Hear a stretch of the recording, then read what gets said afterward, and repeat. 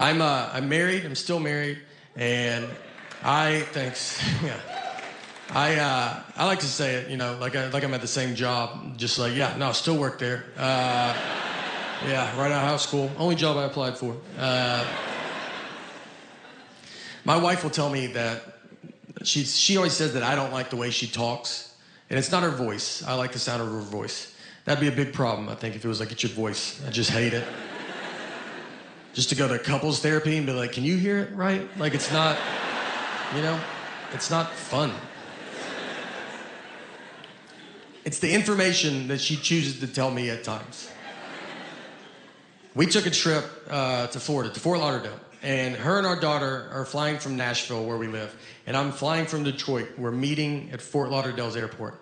I have to find them when they land. So I called her, because I was about to take off, and I was like, all right, what time do you guys leave? She goes, noon. And it was 11:30, and they're still at home.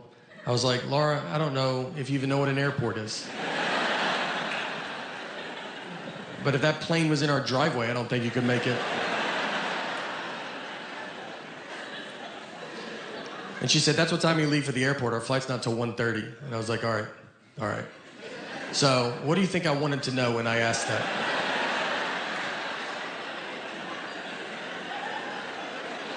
Is that what you thought the best time you could give me was a time that means nothing to nobody? What time did you go to bed last night? Just tell me that, and I'll just look up all the planes that land in Florida, and I'll guess which one I think you're on. She said, I'm sorry I don't talk the way you want me to talk. I'm like, I want you to talk like a regular person, all right? Like you've been around people before, you know? We didn't talk in Florida, I'll tell you that.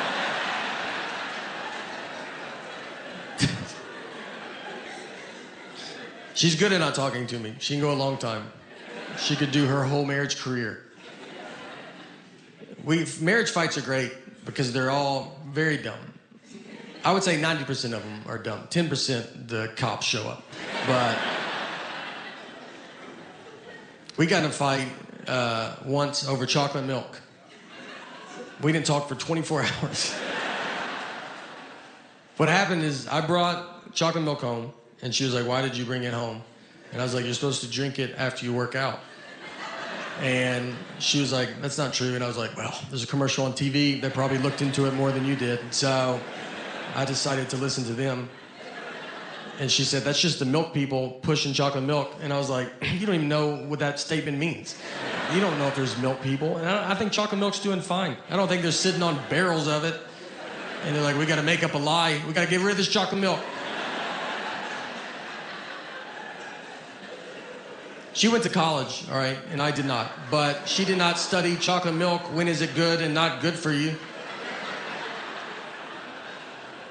To be fair to her, though, I do not work out. So, but I was probably going to start, and I needed to get all this stuff there.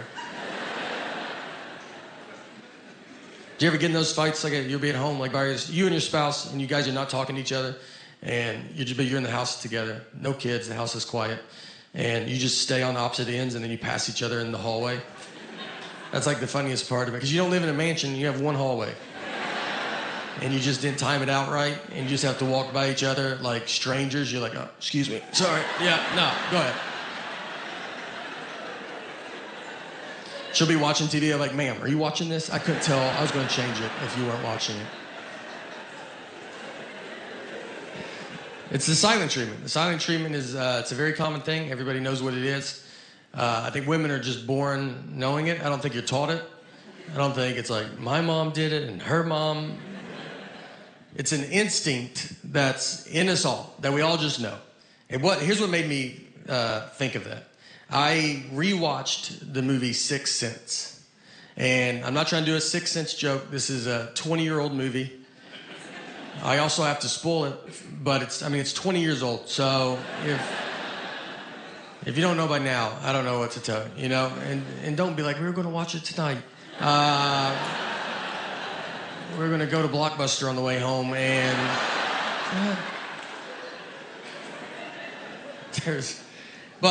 so he's dead the whole time, and I don't know. That's, if you haven't seen it, it's a pretty big part of it, but For those that have, think about when you watched it. When we all saw this movie for the first time, none of us knew he was dead. That was the biggest surprise we've ever seen in our life, you know? We just thought his wife wasn't talking to him for like a year. That made more sense to us than him possibly being dead.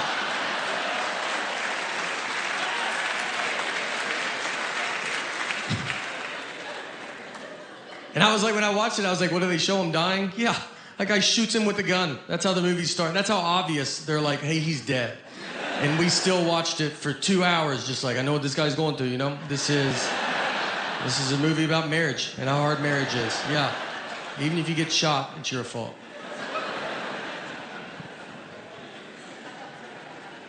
On a sadder note of sorts, we had to put our dog down recently.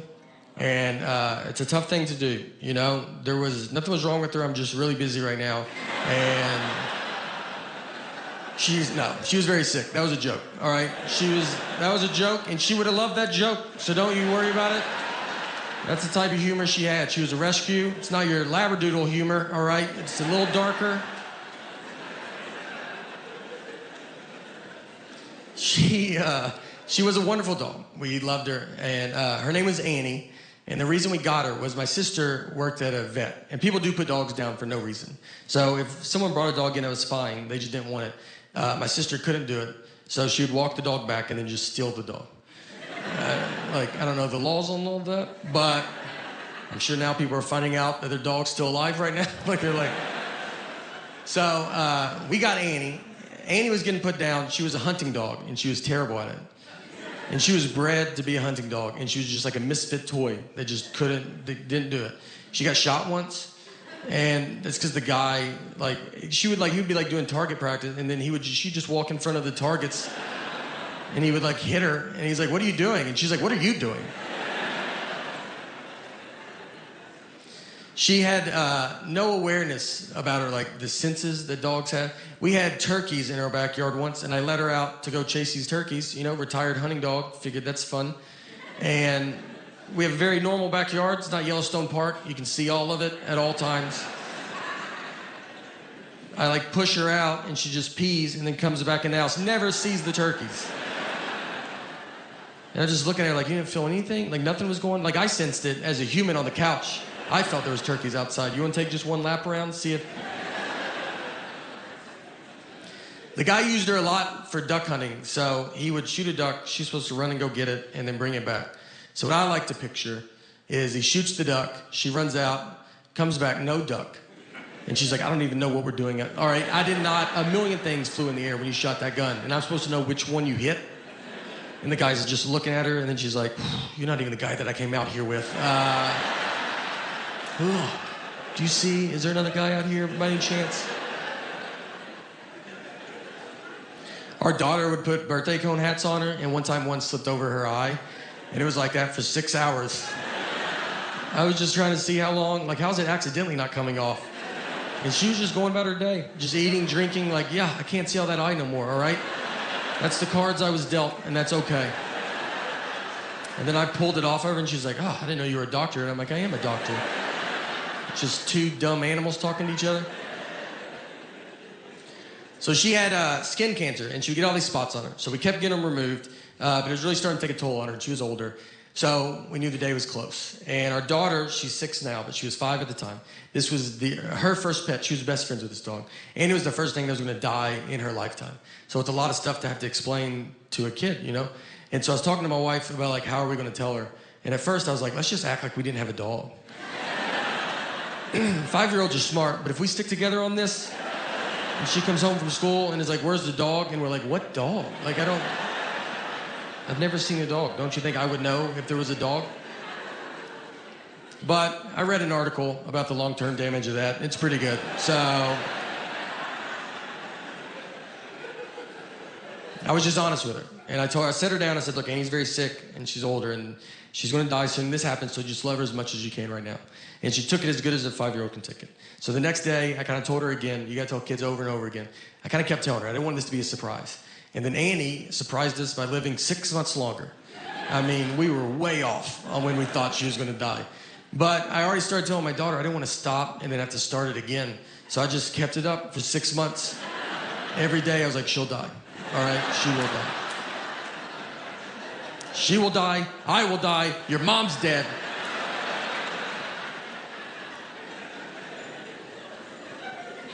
So finally the day was here, and our daughter was at school. And so my sister and my wife, they took Annie to go have to put her to sleep. And I went to go pick up our daughter to tell her. I've already been telling her. And so I picked her up. I told her. It was brutal, very sad. She took it as if this was the first she's heard about it. We get home, and my wife was like, how was it? Which is already a dumb, like, it was great. You know, I loved it. Can't wait for the next thing to die. Nice to say I told you so, you know. I told my wife it was terrible, you know. And then my wife goes, you didn't tell her that I did it, did you?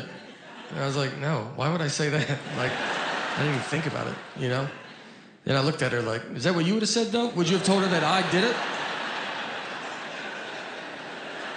You know how your dad's been talking with the dog dying? Well, he's finally had enough.